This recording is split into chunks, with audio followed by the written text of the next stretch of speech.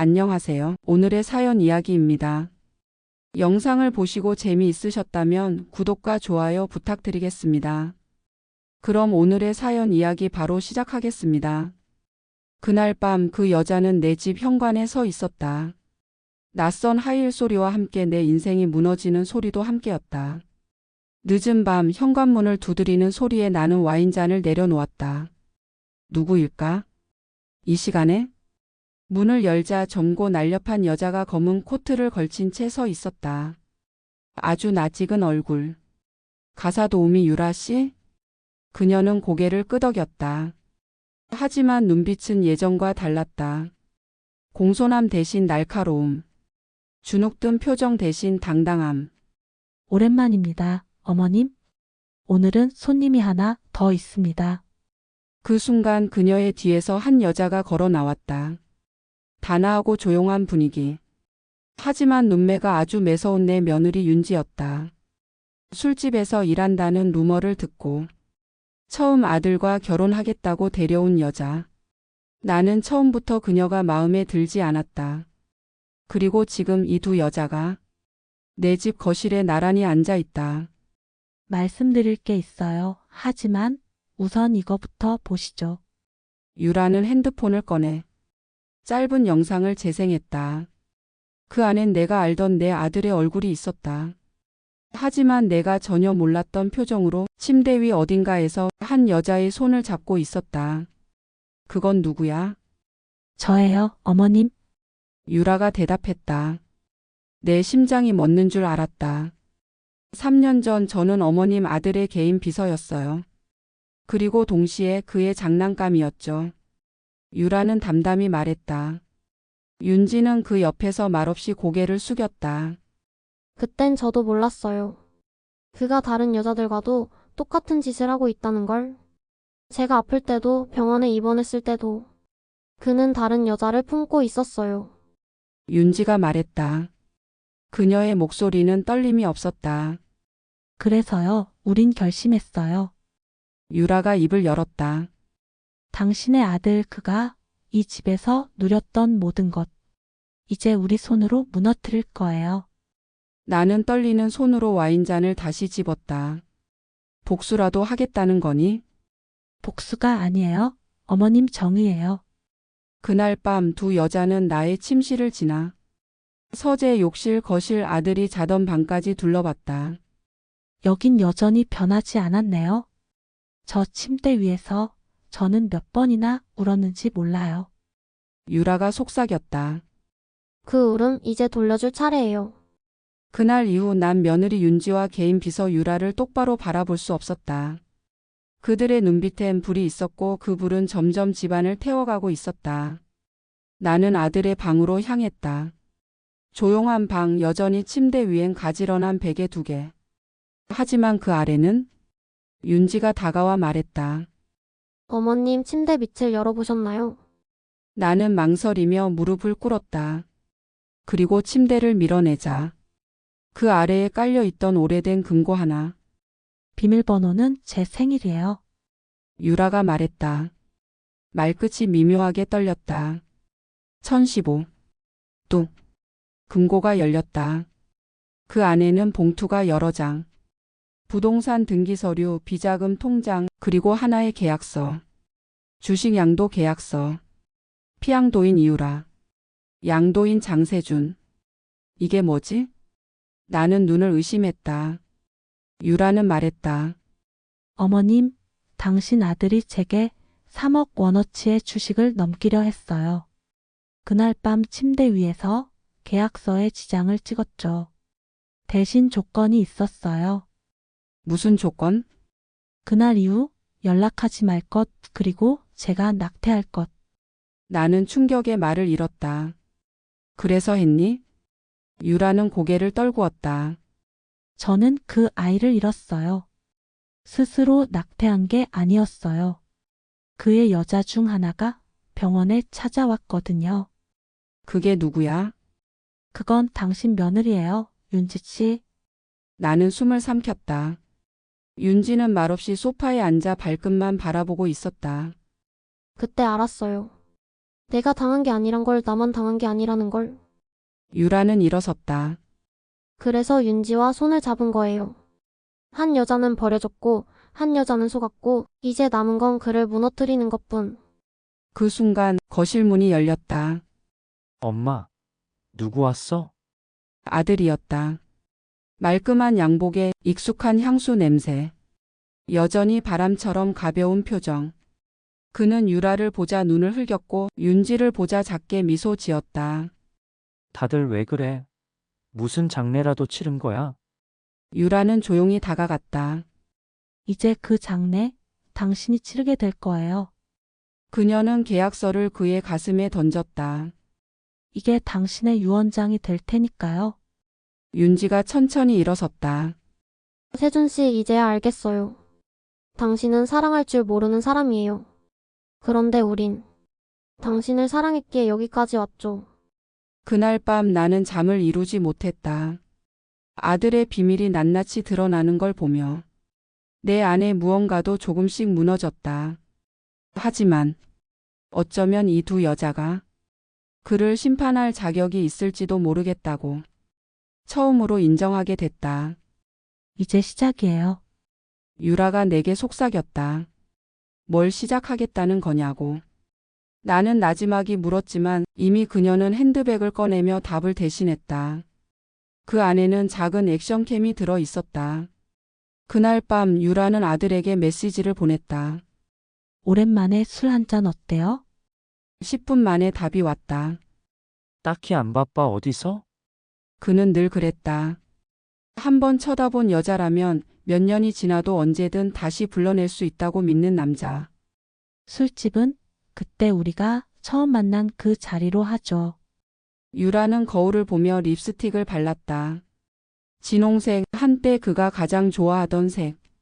술집은 압구정 골목 안쪽에 있는 어두운 바였고 그곳은 한때 유라가 그의 개인 비서였던 시절 회의 후라는 핑계로 불려가던 곳이었다. 그녀가 들어서자 그는 벌써 테이블에 앉아 있었다.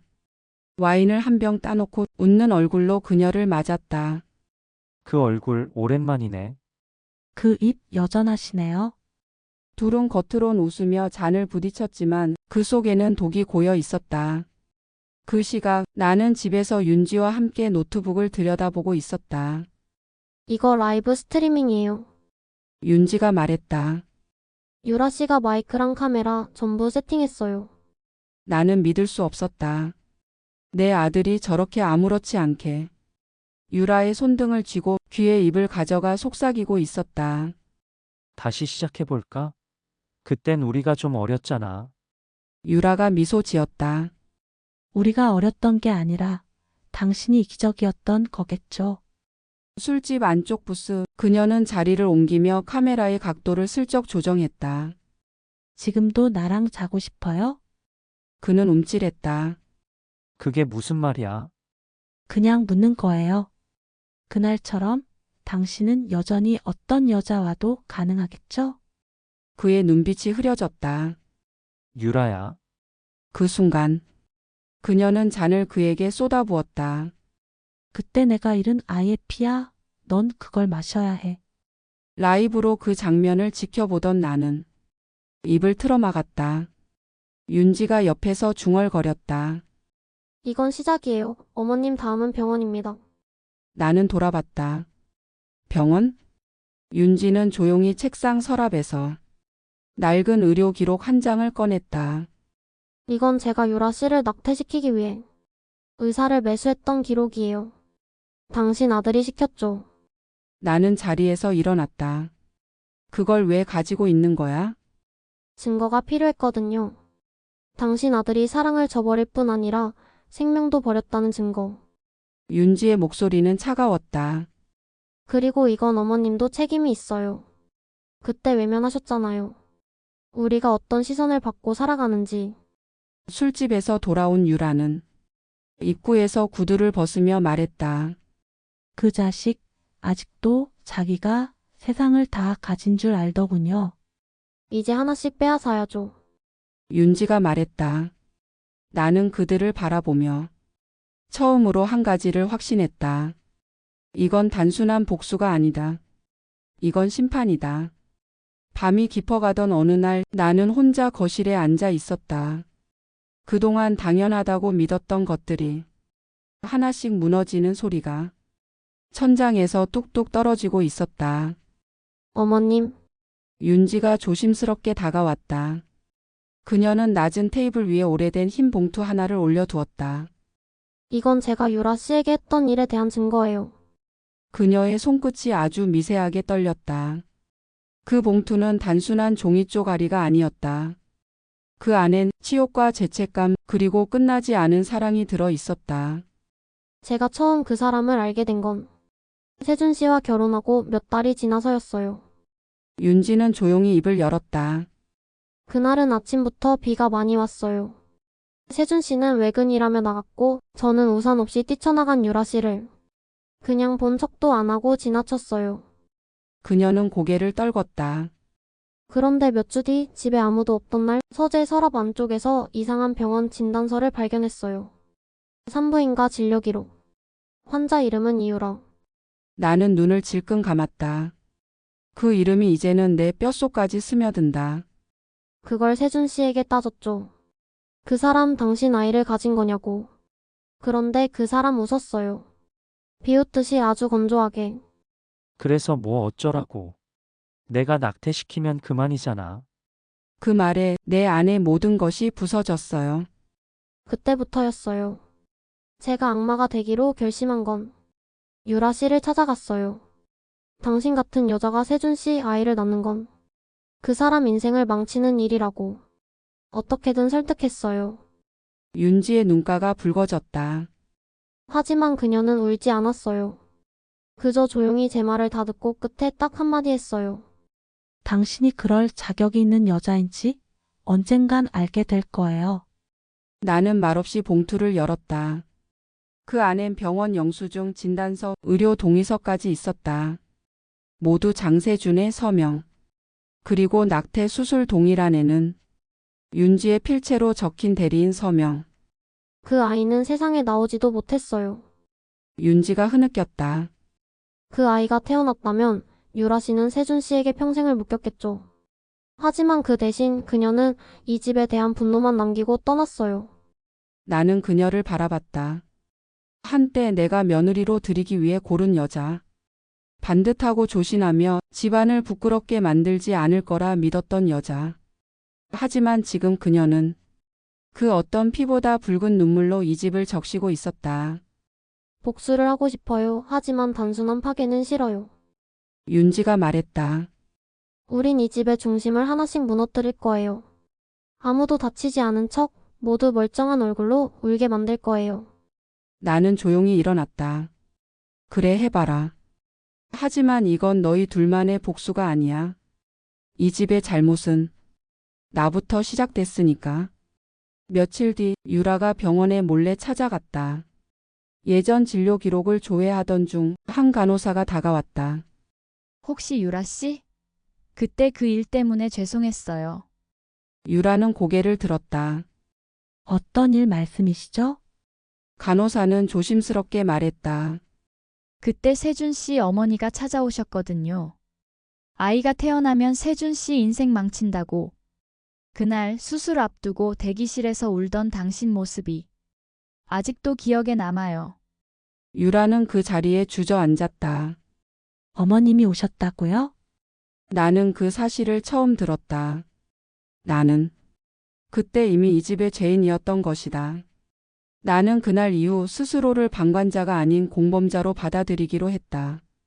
세준이 만든 이 욕망의 집에서 내가 모른 척했던 죄들이 하나씩 얼굴을 드러내고 있었다. 윤지와 유라 두 여자의 숨죽인 동맹은 이제 점점 구체적이고 조심스럽게 움직이고 있었다. 이제 세준 씨의 현재를 잡아야 해요. 유라가 말하며 노트북을 펼쳤다. 과거는 충분히 모았어요. 이젠 그의 지금을 보여줘야 해요. 그런데 어떻게? 윤지가 가방에서 작은 검은 박스를 꺼냈다. CCTV요. 이 집에도 있고 그가 자주 가는 호텔에도요. 며칠 전 세준은 회식이라며 늦는다고 했다. 그리고 유라는 우연히 그 호텔 라운지에서 세준을 마주쳤다. 어머, 이런 데서 다 보내요? 유라는 그에게 다가가며 웃었다. 와, 진짜 오랜만이다. 너 예뻐졌네. 그는 뻔뻔하게 웃었다. 당신은 더 썩었어요. 유라는 그의 테이블에 앉으며 손목에 몰래 작은 송신기를 붙였다. 그리고 핸드백 속 블루투스 마이크가 모든 대화를 녹음하기 시작했다. 요즘 심심하지 않아? 그가 물었다. 가끔은 밤이 길어요. 유라는 답했다.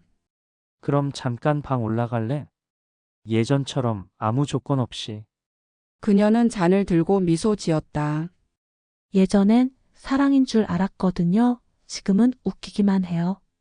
그들이 올라간 스위트룸. 유라는 들어서자마자 가디건을 벗고 화장실로 향했다. 샤워해도 될까요? 그럼 옷은 여기 벗어놓고.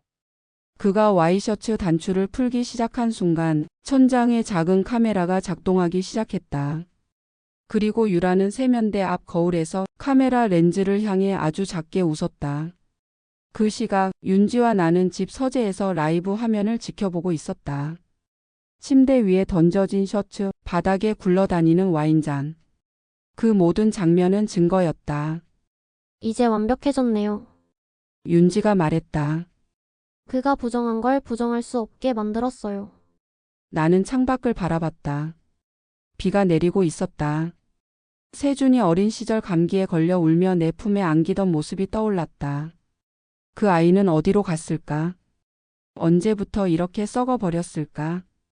그날 밤 늦게 세준은 집에 들어오지 않았다. 그리고 다음 날 아침 현관문이 열리자 윤지가 조용히 말했다. 이제 시작이에요. 세준이 들어오자 유라는 거실 소파에 앉아 있었다. 손에는 흰 와이셔츠가 들려 있었다. 그리고 스마트폰 한 대. 이거 당신 거 맞죠? 그녀는 휴대폰을 테이블 위에 올렸다. 영상이 재생되었다. 침대에 누운 그의 모습, 셔츠를 풀고 웃고 있는 얼굴. 그가 알지 못한 채 찍힌 치명적인 장면들. 이건 협박이야? 그가 이를 악물었다. 협박이 아니라 기억 상기예요. 유라는 조용히 말했다. 당신이 날 어떻게 망가뜨렸는지 그리고 어떻게 파괴되는지를 기억하게 해주고 싶었어요. 윤지가 천천히 걸어 나왔다. 그리고 이건 어머님도 봤어요. 이제 당신은 누구에게도 변명할 수 없어요. 그 순간 세준의 눈동자가 흔들렸다. 어릴 때 혼나던 아이처럼 잠시 불안해했다. 지금 이걸로 뭘 어쩌겠다는 거야? 가장 아끼는 걸 뺏을 거예요. 신뢰, 명예, 사랑 그 모든 걸. 공원에서 만나자. 세준은 그 문자를 보낸 뒤 전화기를 껐다. 상대는 윤지가 아니었다. 유라도 아니었다. 그는 그렇게 또 다른 누군가와 얽히고 있었다. 며칠 전 유라는 그에게 보내는 협박 영상 일부를 익명으로 유포하겠다고 협박했다. 그는 초조해졌고 결국 자신이 믿는 한 사람에게 연락을 취했다. 공원의 늦은 밤 가로등 아래 트렌치 코트를 입은 한 여자가 나타났다. 세준 씨, 그 여자의 얼굴은 낯익었다. 나는 집에서 윤지와 유라의 숨죽인 대화를 들었다. 그 여자 누구지? 윤지가 노트북 화면을 바라보며 말했다. 그 사람은 어머님 예전 친구였어요.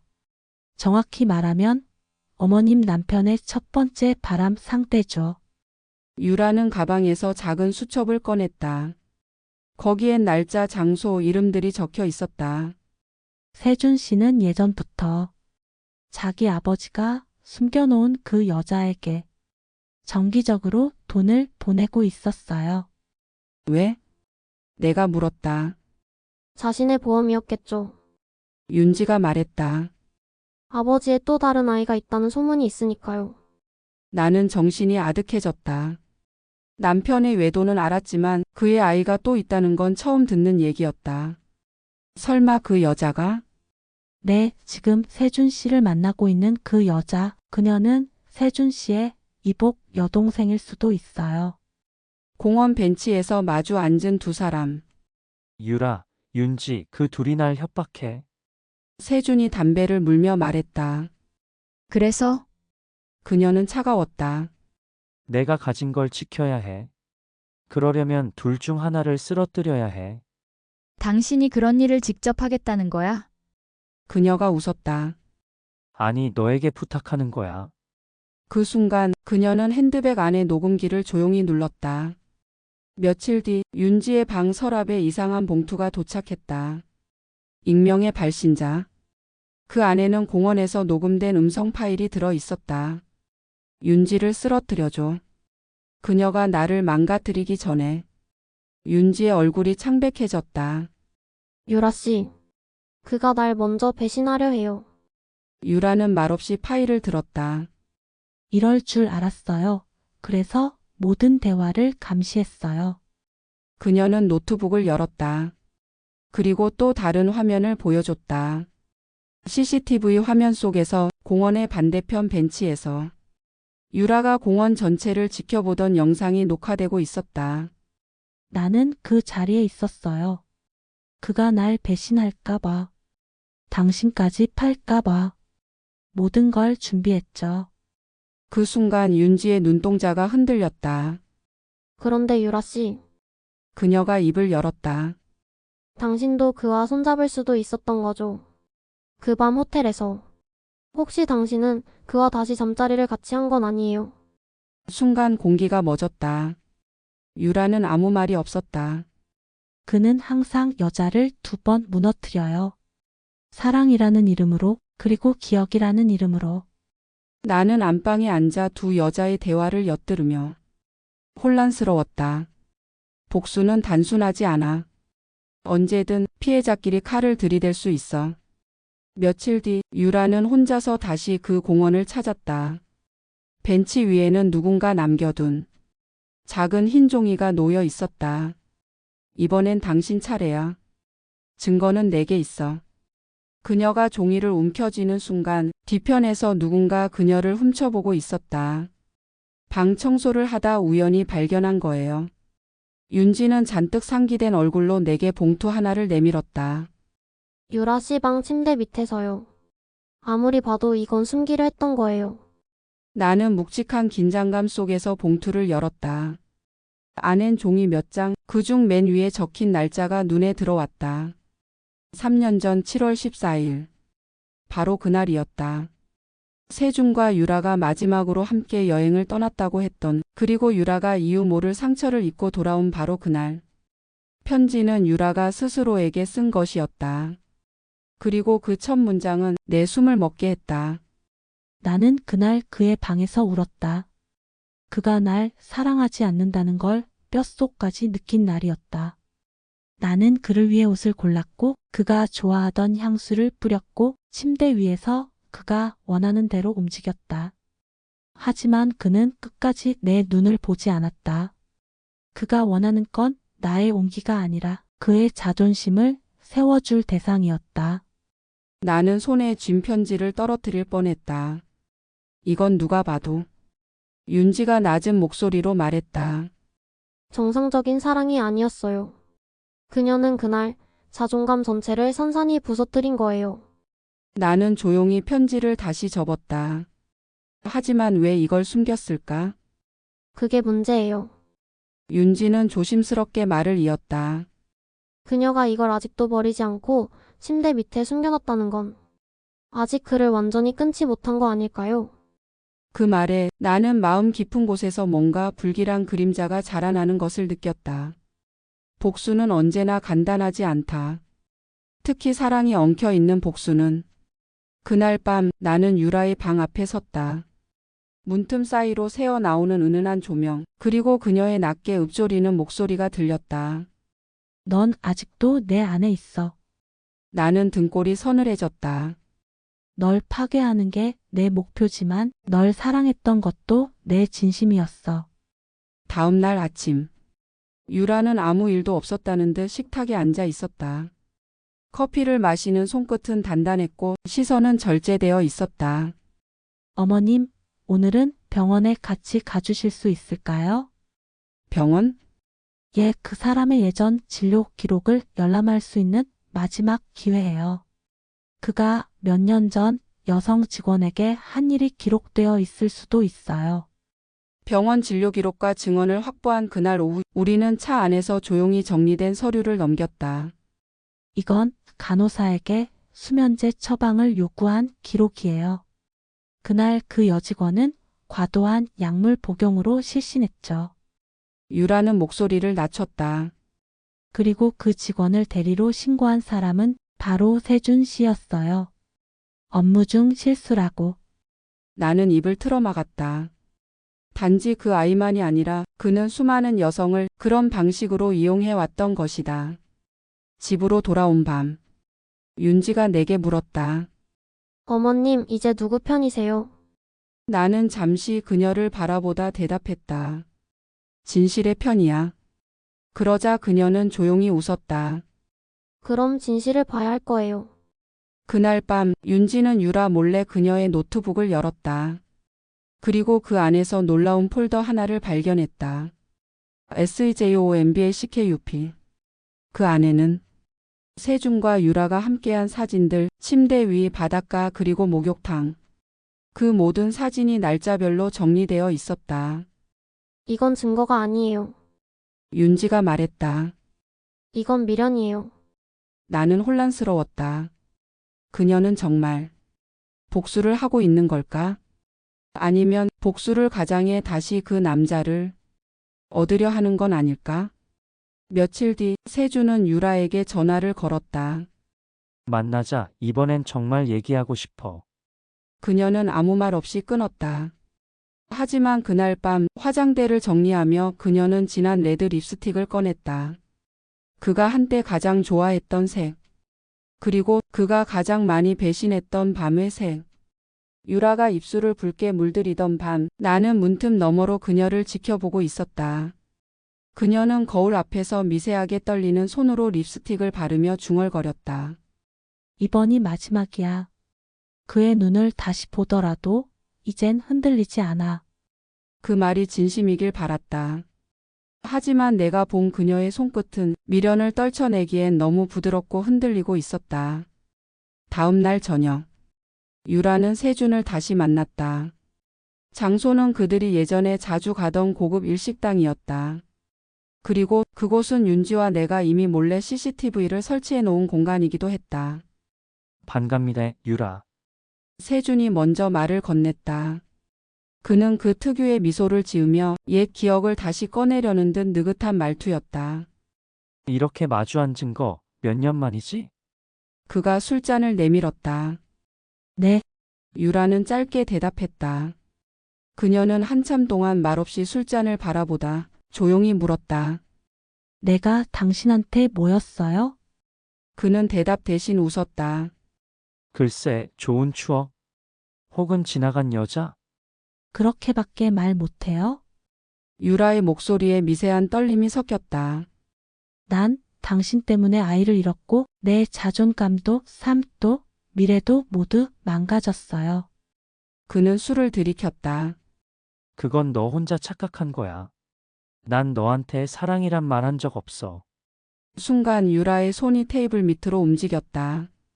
그녀는 작은 리모컨을 눌렀다. CCTV와 음성 녹음이 본격적으로 시작되었다. 그가 말을 이었다. 근데 아직도 나한테 감정이 있긴 한가 보네. 이렇게까지 준비하고 왜?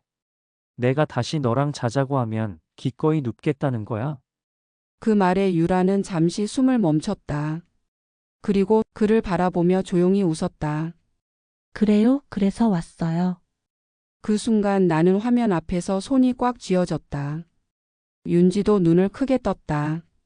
어머님, 저건. 조용히 해봐. 나는 중얼거렸다. 그날처럼 날 안아줘요. 유라는 속삭이듯 말했다. 세준은 환하게 웃었다. 그리고 그녀의 손을 잡았다. 넌 여전히 날 원하고 있구나. 그들은 식당을 나섰다. 그리고 호텔 스위트룸으로 향했다. 거기엔 또 다른 장치들이 있었다. 몰래 설치된 고성능 카메라. 침대 헤드보드 뒤 천장 조명 틈새 커튼 위쪽. 유라는 신중히 옷을 벗으며 천천히 세준에게 다가갔다. 그는 흥분한 눈빛으로 그녀를 눕히며 키스를 했다. 하지만 그녀의 손은 그의 셔츠 주머니에서 무언가를 꺼내 조심스럽게 자신의 가방에 집어넣었다. 그건 그가 항상 갖고 다니던 USB였다. 한참 뒤 그가 잠든 틈에 유라는 침대에서 조용히 일어났다. 그리고 욕실에서 작은 카메라를 확인한 후 녹화된 영상들을 무선으로 윤지에게 전송했다.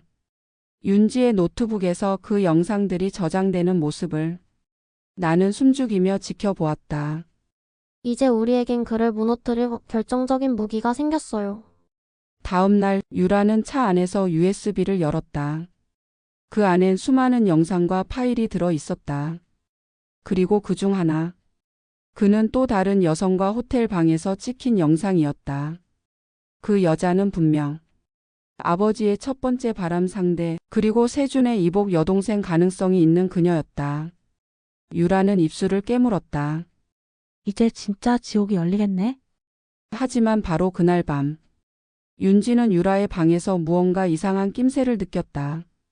침대 옆 서랍을 열자 거기엔 SEJON이라는 이름으로 저장된 비밀 노트가 들어 있었다.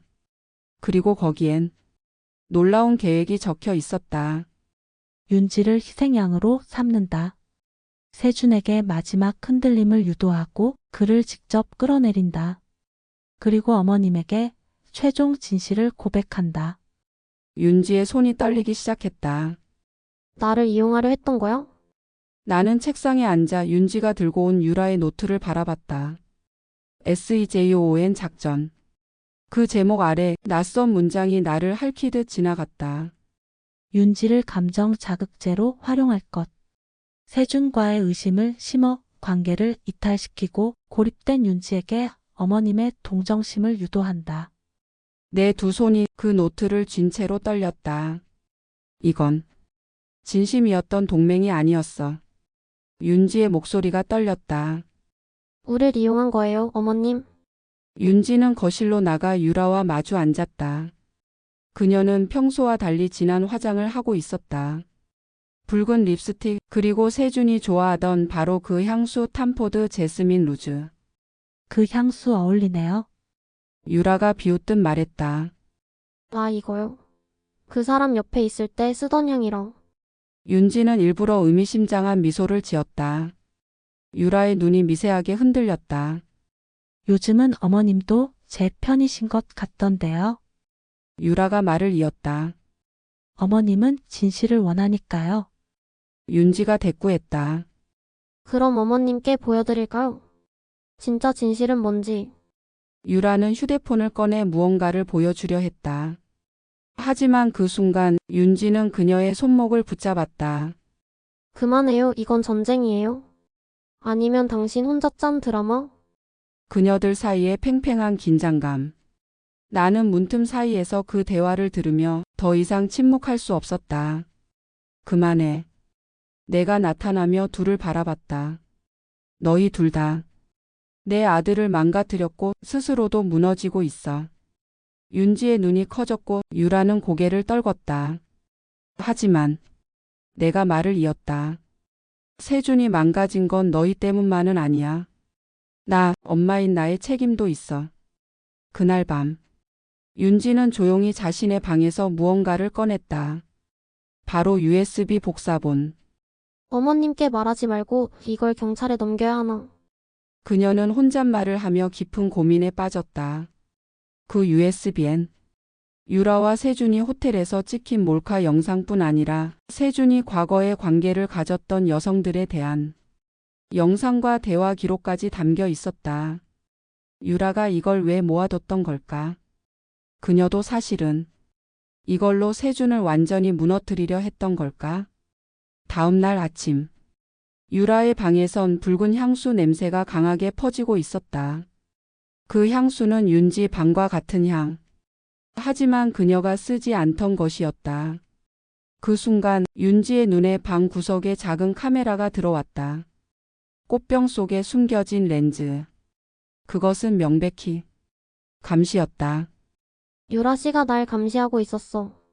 윤지는 치밀하게 그 방을 조사했고 세 군데에서 더 많은 몰카를 발견했다. 책상 아래 화장대 거울 틈 그리고 천장 조명 안. 이건 복수가 아니라 감정 싸움이야. 그녀는 나를 무너뜨리려 하고 있어. 그날 저녁. 윤지는 나를 조용히 불렀다. 어머님, 저 솔직히 말할게요. 그녀는 한참 머뭇거리다 말했다. 저도 그와 관계를 맺은 적이 있어요.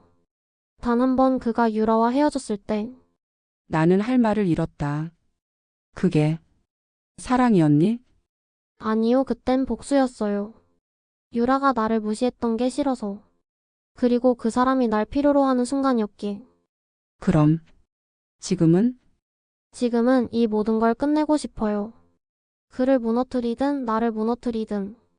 윤지는 붉은 립스틱을 꺼냈다. 그리고 입술을 천천히 칠하며 말했다.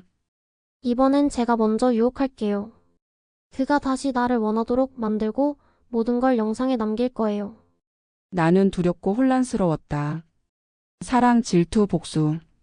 이제 구분이 사라졌어. 그날 밤 윤지는 세준에게 전화를 걸었다. 나 보고 싶어요.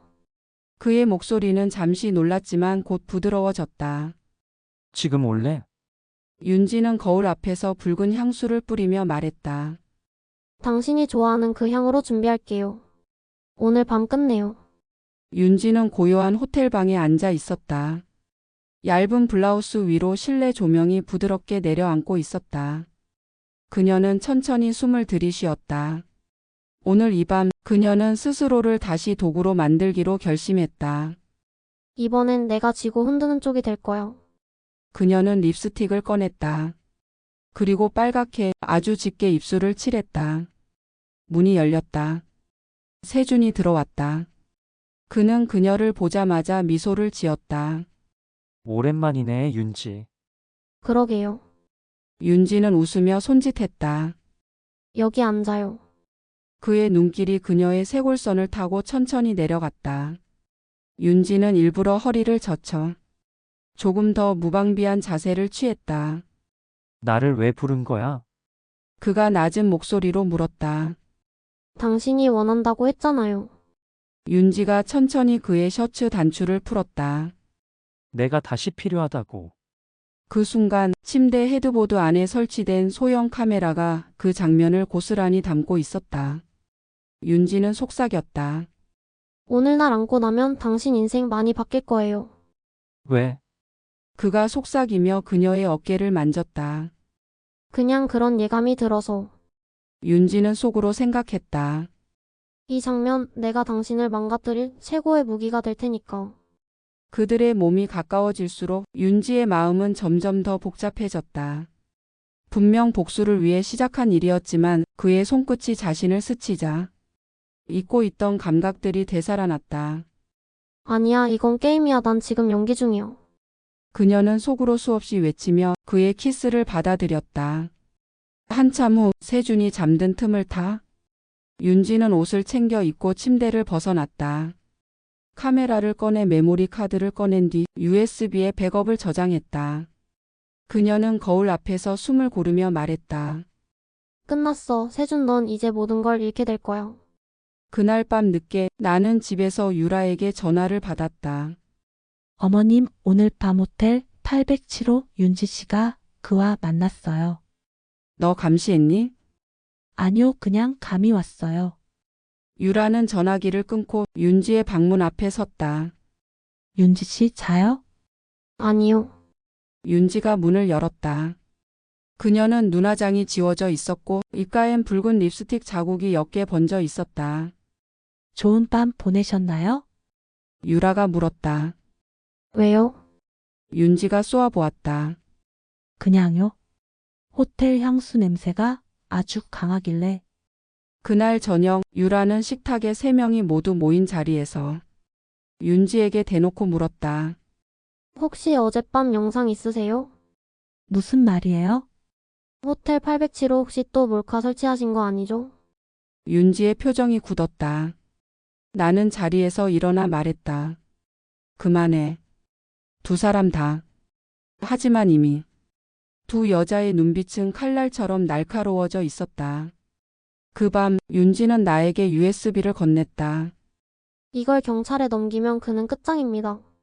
나는 떨리는 손으로 USB를 들여다봤다. 그리고 조용히 물었다. 그를 아직 사랑하니? 윤지는 한참 동안 침묵했다. 미워요. 하지만 그 손이 내 허리를 스칠 때마다 내 심장은 아직 기억하더라고요. 며칠 뒤 세주는 병원에 입원했다. 갑작스런 과호흡과 고열, 스트레스성 쇼크. 그는 자신이 감시당하고 있었다는 사실을 알고 있었고 그날 밤 윤지와의 잠자리가 녹화되었다는 사실도 눈치채고 있었다. 다 계획이었군. 그는 병실 천장을 바라보며 말했다. 그럼 내가 진 거네. 윤지는 병원 복도에서 유라와 마주쳤다. 이제 됐죠? 윤지가 물었다. 아니요, 유라는 냉정하게 말했다. 이제 시작이에요. 그 남자가 쓰러지는 걸로 끝이 아니에요. 그럼 뭘 원해요? 그를 사랑했던 모든 여자들이 자신을 돌아보게 만드는 것, 그게 진짜 복수예요. 세주는 병실 침대에 누워 천장을 응시하고 있었다. 희뿌연 형광등 불빛 아래 그의 얼굴은 수척했고 숨결은 어딘가 불안정했다. 다 알고 있었어. 그는 낮게 중얼렸다. 나를 망가뜨릴 거라는 것도, 그날 밤 그녀가 카메라를 숨겼다는 것도 다 알고 있었는데, 그는 눈을 감고 입술을 깨물었다. 그런데도 왜 가만히 있었지? 병실 안으로 누군가가 들어왔다. 짧은 원피스에 트렌치 코트를 걸친 윤지였다. 그녀는 천천히 다가가 세준의 옆에 섰다. 좀 나아졌어요? 너가 왔네. 세준이 쓴 웃음을 지으며 말했다. 왜 왔어? 윤지는 조용히 그의 곁에 앉았다. 그냥 미안해서요. 미안. 세준의 눈이 번뜩였다. 그날 당신이 눈을 감고 날 안았을 때 그 손끝이 너무 따뜻했어요. 그런데 난 그 감정을 기록하려고 했죠. 당신이 아닌 내 복수를 위해서. 세준은 고개를 돌렸다. 너무 늦었어. 내가 널 믿었던 건 착각이었어. 윤지는 그의 손을 살짝 잡았다. 그날 당신도 나를 이용한 거였잖아요. 맞아. 하지만 적어도 나는 널 사랑했던 적이 있었어. 나도 그랬어요. 윤지가 눈을 감았다. 아직도 당신 손이 떠나질 않아요. 그 순간 병실 밖에서 유라가 모든 대화를 몰래 듣고 있었다. 그녀의 손엔 작은 녹음기가 들려 있었다. 둘이서 아직 끝나지 않았네. 유라는 병실 문을 밀고 들어왔다. 방해해서 미안해요. 그녀는 담담한 얼굴로 말했다. 윤지가 자리에서 벌떡 일어났다. 왜 여기까지? 나는 그 사람의 과거를 매듭짓기 위해 여기 왔어요. 유라는 손에 든 꽃다발을 세준의 옆에 내려놨다. 붉은 백합. 죽은 사랑을 의미하는 꽃이었다. 이 꽃 기억나요? 그녀가 물었다. 3년 전 당신이 나를 버리고 떠난 날 그 호텔 로비에 놓여있던 바로 그 꽃이에요. 세준은 잠시 말이 없었다. 그래서 지금은 뭐하러 들고 왔는데? 그가 물었다. 당신의 사랑이 죽었다는 걸 직접 보여주고 싶었어요. 유라는 단호히 말했다.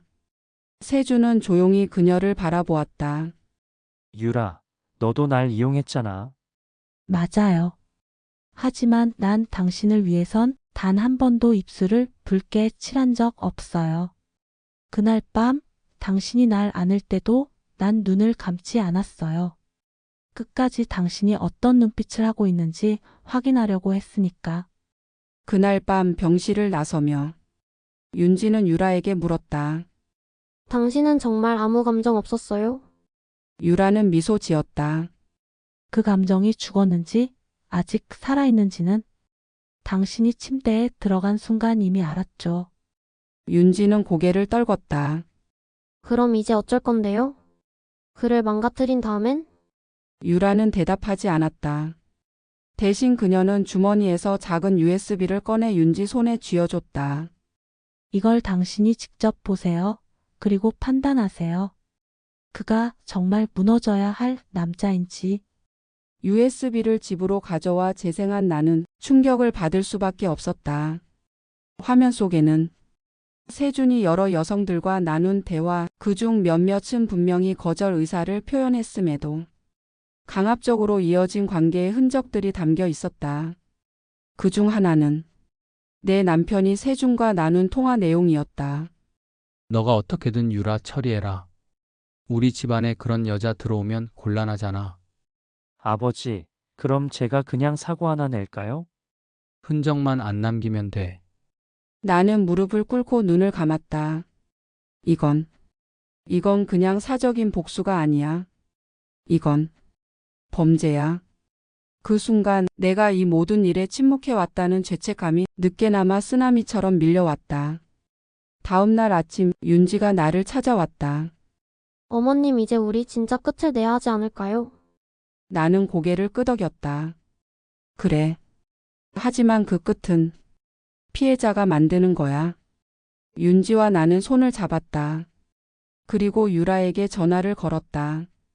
우리 이제 경찰서 가자. 경찰서 진술실. 나는 흰 종이 위에 수십 개의 문장을 적고 지웠다. 윤지는 내 옆에서 떨리는 손으로 녹화본 USB를 담당 형사에게 건넸다. 유라는 묵묵히 고개를 숙인 채 서 있었다. 이건 단순한 사적인 복수극이 아닙니다. 내가 입을 열었다. 저희는 이 남자의 이면을 증명하러 왔습니다. 형사는 무겁게 고개를 끄덕였다. 녹취와 영상 모두 확보됐습니다. 당신들 중 누가 이 모든 걸 기획했죠? 순간 세 사람 모두가 서로를 바라봤다. 내가 먼저 입을 열었다. 제가 시작했어요. 하지만 유라가 끌고 갔고 윤지가 끝냈습니다. 형사는 의아한 표정을 지었다.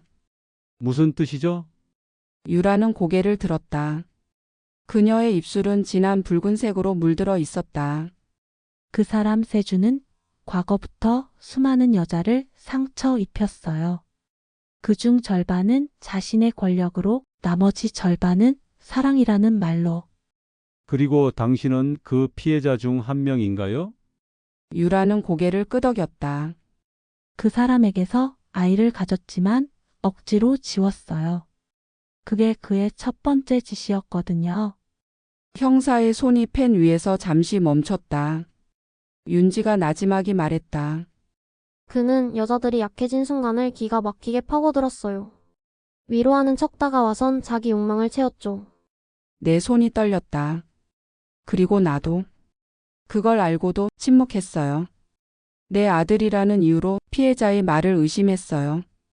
형사는 천천히 메모를 멈췄다. 혹시 이 진술이 법정으로 가는 걸 원하시나요? 유라가 단호히 말했다. 내 끝까지 가야죠. 그 사람은 처벌받아야 하니까. 며칠 후 공식적으로 세준에게 소환장이 발부되었다. 그는 병원에서 퇴원하자마자 바로 경찰 조사에 응했다. 모든 게 조작입니다. 그가 외쳤다. 그 여자들 날 함정에 빠뜨린 거예요. 형사는 조용히 질문을 던졌다. 그렇다면 이 영상들은 어떻게 설명하시겠습니까? 화면엔 세준이 유라에게 지워. 널 책임지지 않을 거야. 라고 말하는 장면이 반복 재생되고 있었다.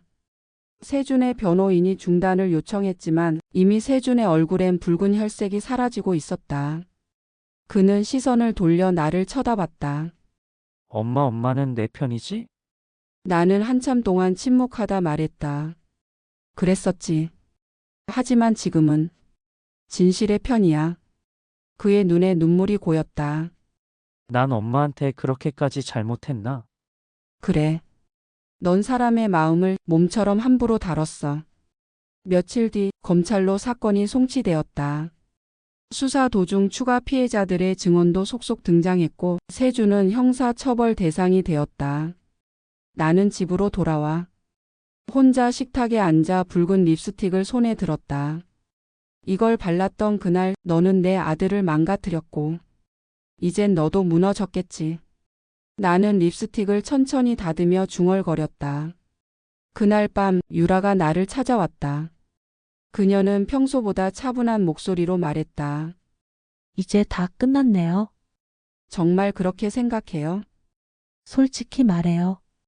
유라가 고개를 들었다. 끝은 그 사람이 감옥에 가는 게 아니라 우리 셋 중 누군가의 감정이 먼저 무너지는 걸지도 몰라요. 그게 누구라고 생각해요? 유라는 씁쓸하게 웃었다. 아마도 어머님일지도요. 윤지도 도착했다. 이제 우린 어디로 가야 하죠? 나는 두 여자를 천천히 바라보았다. 내 며느리 그리고 내 아들의 비서였던 그녀. 이제는 복수를 함께한 전우이자 진실 앞에 선 동반자. 이제는 우리가 서로를 지켜야 해. 내가 말했다. 진실은 사람을 망가뜨리기도 하지만 새롭게 태어나게도 하니까. 유라가 고개를 끄덕였다. 그럼 우리 진짜로 새로운 인생 시작할까요? 서울중앙지방법원. 법정 안은 조용했고 모두의 시선은 피고인석에 앉아있는 세준에게 향해 있었다. 그는 다소 수척한 얼굴이었지만 여전히 습관처럼 단정하게 옷을 차려입고 있었다. 그러나 눈빛은 흔들리고 있었다. 그가 감추고 있던 모든 것. 여성들을 대상으로 한 강압적 관계, 위력에 의한 지배, 감정의 착취. 이제는 모두 법정에 제출된 증거로서 떠오르고 있었다. 나는 방청석 한켠에서 숨을 죽인 채 그를 바라봤다. 내 아들이었다. 하지만 이제는 법 앞에 선 한 남자일 뿐이었다. 검사의 목소리가 울려 퍼졌다.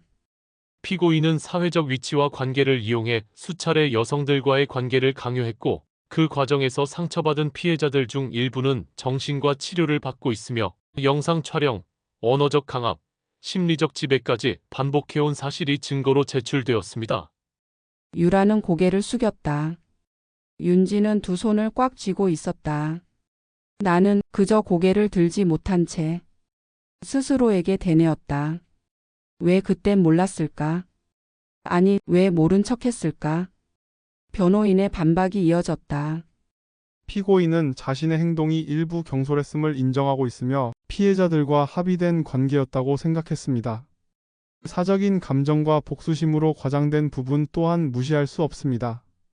그 순간 윤지가 자리에서 벌떡 일어났다. 합의요? 당신이 말하는 합의란 게 뭔지 알아요? 한쪽은 눈물 흘리고 한쪽은 웃고 있었어요. 그게 당신들 말하는 사랑이었나요? 판사가 자리에 앉으라고 말했지만 그녀는 숨죽이며 흐느꼈다. 점심 휴정 시간. 나는 법원 건물 뒤편 벤치에 앉아 있었다. 유라가 조용히 다가왔다. 어머님 괜찮으세요? 괜찮지 않아. 나는 무겁게 대답했다. 내가 낳은 아들이었지만 그동안 세상을 너무 안일하게 봤어. 내 가족을 위해서라면 뭐든 감싸는 게 어머니의 도리인 줄만 알았는데. 지금이라도 용기 내주셔서 감사합니다. 유라가 내 손등을 감쌌다. 이제 우리 각자의 길로 가야 하지 않을까요? 그녀의 말에 나는 고개를 들었다. 넌 앞으로 뭐 할 거니? 멀리 떠나서 피해자들 상담 도우미로 일하고 싶어요. 내 경험이 누군가의 치유가 될 수 있다면 그게 내가 할 수 있는 속죄인 것 같아요. 나는 고개를 끄덕였다. 그래. 그 길 축복받길 바란다. 반대편에서 윤지가 다가왔다. 어머님, 저도 서울을 떠나려 해요. 넌 왜? 저 자신을 모르겠어요. 그 사람을 증오했는데 아직도 그 손끝의 온기가 기억나는 내가 미워요. 그녀의 눈엔 분노도 사랑도 복수도 아닌 그저 지침이 담겨 있었다. 어디로 갈 건데? 바다요, 사람 없는 바닷가에서 조용히 살아보고 싶어요. 진짜 내 마음이 뭔지 그제야 알 수 있을 것 같아서. 오후 재판이 다시 열렸다. 최종 진술 시간이 되자 세준은 천천히 일어났다. 저는 사랑을 착각했습니다. 사랑은 상대를 지배하는 게 아니라 배려하는 것이라는 걸 너무 늦게 알았습니다. 그는 천천히 고개를 숙였다. 죄송합니다. 저로 인해 아파한 모든 분들에게 정말 죄송합니다. 판사는 조용히 고개를 끄덕였다. 형은 선고 전 구속으로 갈 수 있습니다. 최종 판결은 2주 후에 내리겠습니다. 재판을 마치고 돌아오는 길. 나는 집 앞 골목에 멈춰 섰다.